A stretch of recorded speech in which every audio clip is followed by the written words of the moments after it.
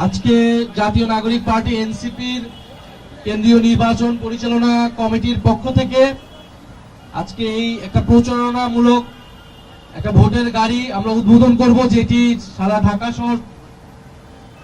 ঢাকা শহর এবং ঢাকা শহরের বাইরেও বাংলাদেশের বিভিন্ন স্থানে আমরা গণভোটের প্রচারণার জন্য এই গাড়িটি প্রদক্ষিণ করবে রাস্তায় এবং গণভোটে হ্যাঁ এর পক্ষে ক্যাম্পেইন করবে, প্রচারণা করবে। আমরা ইতিমধ্যে প্রত্যেকেই জেনেছি এবং জনগণের কাছে আমরা এই বার্তাটা নিয়ে যাচ্ছি যে এবারের নির্বাচনে কিন্তু প্রত্যেকটা নাগরিকের 2টি করে ভোট থাকবে।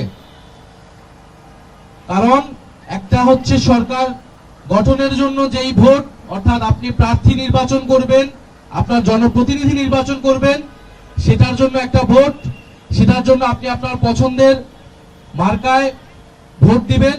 আরেকটি ভোট হচ্ছে গণভোট, যেখানে কিছু প্রশ্নের সাপেক্ষে আপনি হ্যাঁ অথবা নাতে ভোট দিবেন। গণ অভ্যুত্থানের পরে সময়টা জুড়ে আমরা যে ঐক্যমত্য কমিশনে ফ্যাসিবাদ বিরোধী রাজনৈতিক দলগুলো নানান আলোচনা, সমালোচনা, তর্ক বিতর্কের মাধ্যমে জুলাই সনদ প্রণয়ন করেছিলাম, সেই জুলাই সনদের উপরে এই গণভোট অনুষ্ঠিত হচ্ছে এবং এই গণভোটে আমরা জাতীয় নাগরিক পার্টি এনসিপি হ্যাঁ এর পক্ষে অবস্থান নিচ্ছি এবং জনগণকে আমরা হ্যাঁ এর পক্ষে আহ্বান জানাচ্ছি। আমরা বলছি যদি আমাদেরকে পছন্দ না হয়, যদি আমাদেরকে ভোট আপনারা নাও দেন, কিন্তু অ্যাটলিস্ট হ্যাঁ এর পক্ষে আপনারা ভোট দিবেন। দল মত নির্বিশেষে আমাদের প্রত্যেকের দায়িত্ব এই হ্যাঁ এর পক্ষে ভোট দেওয়া, কারণ হ্যাঁ এর পক্ষে ভোট দিলে সংস্কার প্রক্রিয়া আগাবে, জুলাই সনদ বাস্তবায়ন হবে। গণ অভ্যুত্থানের পরে আমরা যেই ফ্যাসিবাদী স্বৈরতান্ত্রিক ব্যবস্থা সিস্টেমের পরিবর্তন করতে চেয়েছিলাম, সেইটা কিছুটা হলেও পরিবর্তন হবে। আর যদি না জয়যুক্ত হয় তাহলে আসলে আগের ব্যবস্থাতেই থেকে যাবে এবং কোনো ধরনের পরিবর্তনই হবে না এবং গণ অভ্যুত্থান আসলে সম্পূর্ণভাবে ব্যর্থ হবে। শুধুমাত্র সরকার পরিবর্তন হবে। একটা সরকার গিয়েছে, একটা দল গিয়েছে, হয়তো ভোটের মাধ্যমে আরেকটা দল আসবে, কিন্তু আগের সিস্টেমে, আগের পদ্ধতিতেই কিন্তু তারা দেশ চালাবে। ফলে সবচেয়ে ভালো মানুষটাকে যদি সরকারে বসানো হয় তাহলেও সেই দেশের কোনো পরিবর্তন করতে পারবে না।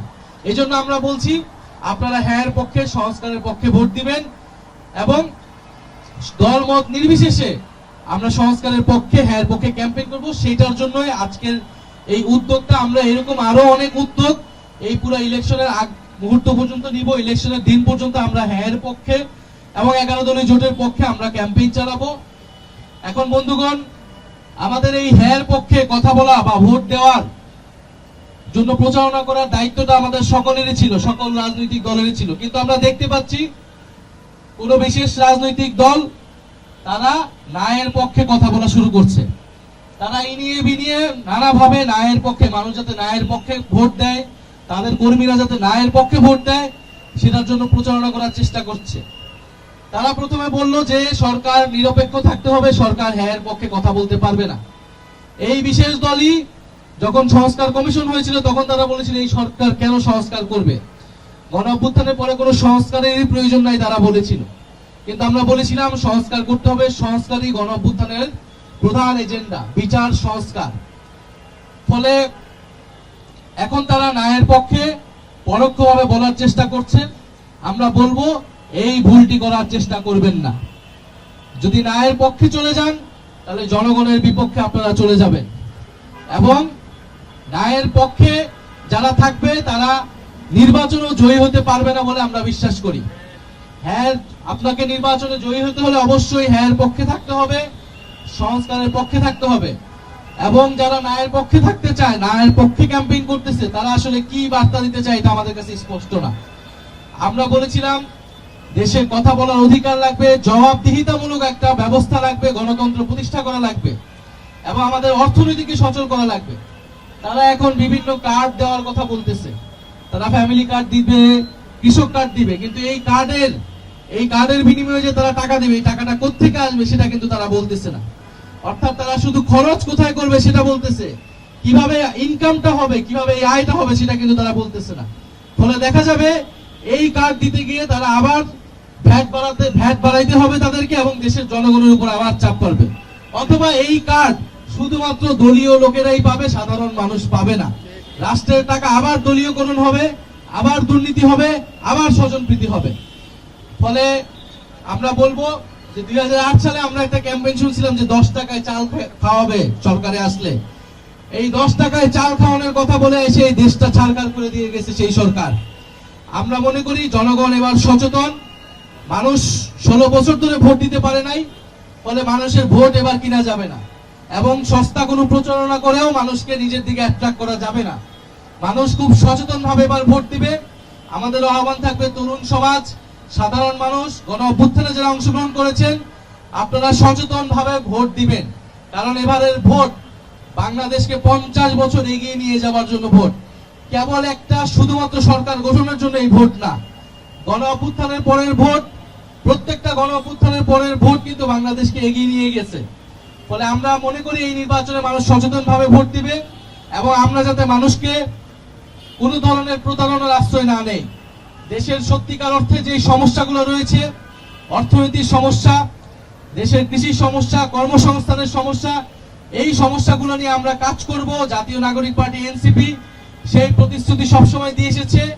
আমরা চাই দেশের চাঁদাবাজি, দুর্নীতি এগুলো থাকবে না, সেটার জন্য জবাবদিহিতামূলক ব্যবস্থা লাগবে। প্রশাসন নিরপেক্ষ হতে হবে, পুলিশ বিচার ব্যবস্থা নিরপেক্ষ হতে হবে। আপনাকে কোথাও চাকরি পেতে হলে ঘুষ দিতে হবে না, আপনার কোনো পারিবারিক, আপনার মামা খালু লাগবে না, স্বজনপ্রীতি লাগবে না। কিন্তু আমরা এই কয়েকদিন আগেও কিন্তু শুনেছি এই সরকারের সময়ও এই প্রাথমিক পরীক্ষার একটা পরীক্ষার প্রশ্ন ফাঁস হয়েছে। অর্থাৎ সেই আগের ব্যবস্থাটাই এখনো বহাল আছে, কারণ জবাবদিহিতামূলক কোনো ব্যবস্থা আমরা প্রতিষ্ঠা করতে পারি নাই। ফলে এই নির্বাচনে যদি হ্যাঁ জয়যুক্ত না হয়, তাহলে কিন্তু আমরা আগের ব্যবস্থায় রয়ে যাব, সেই হাসিনার ব্যবস্থায় রয়ে যাব। আমরা কি আর হাসিনার ব্যবস্থায় থাকতে চাই? আমরা নতুন গণতান্ত্রিক ব্যবস্থায় যেতে চাই, আমরা নতুন বন্দোবস্ত প্রতিষ্ঠা করতে চাই এবং আমরা বিশ্বাস করি 11 দলীয় জোট নির্বাচনে বিজয়ী হয়ে এই নতুন ব্যবস্থা প্রতিষ্ঠা করবে।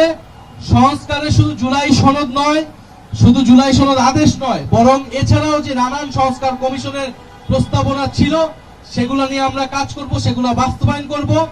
এবং জনগণের প্রতি আমাদের আবারও আহ্বান, অনুরোধ, আপনারা এবার বিচার বিবেচনা করে আপনারা ভোট দিবেন এবং দল মত নির্বিশেষে গণভোটে হ্যাঁ দিবেন। আমরা সবাই গণভোটে কি দিব? গণভোটে হ্যাঁ দিব, গণভোটে হ্যাঁ পক্ষে থাকবো, হ্যাঁ এর পক্ষের শক্তি ইনশাল্লাহ এবার নির্বাচনে বিজয়ী হবে এবং সরকার গঠন করবে।